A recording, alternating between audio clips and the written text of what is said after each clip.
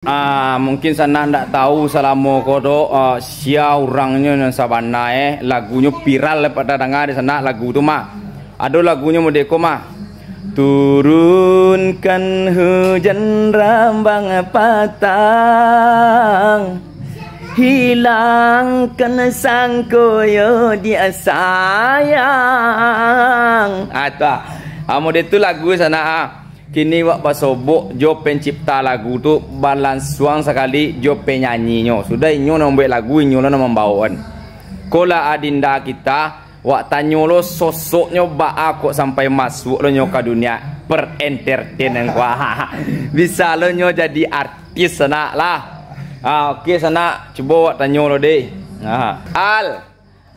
Alrifin.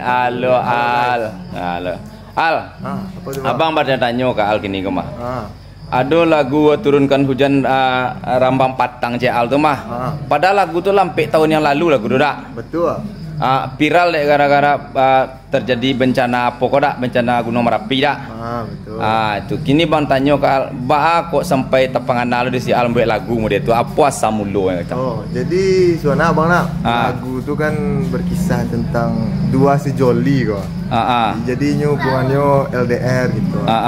Jadi kayak si cowok tuh kayak karena saking rindu itu dia tuh kayak minta dikawani tuh, kawani udah dalam mimpi. Oh betul. Jadi dia awak berjauh jarak model tu mana dia kok kini kok kan berjauh jarak.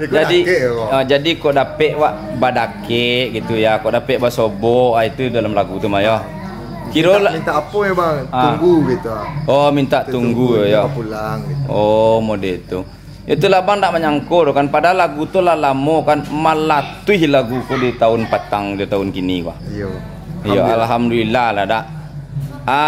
Kalau Alrifin di mana kampung? Kalau kampung Batu Sangka. Batu Sangka.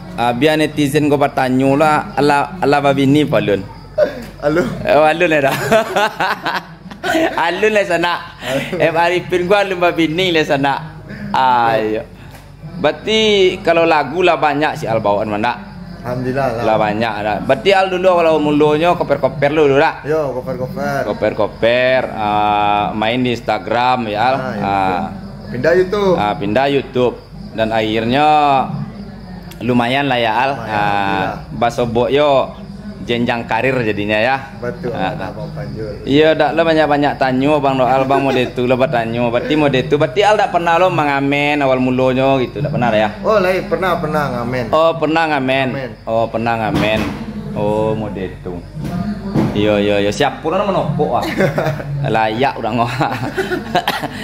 Oke lah, itu sih doa terbaik untuk Al yang senang Al di dunia bahagia lo akhirat gitu. Amin ya Allah. Begitu juga untuk Abang Panjul ye. Amin. Dan netizen. Makin jaya lah Al ya Al. Siapa? Kebetulan awak kini di mana Al?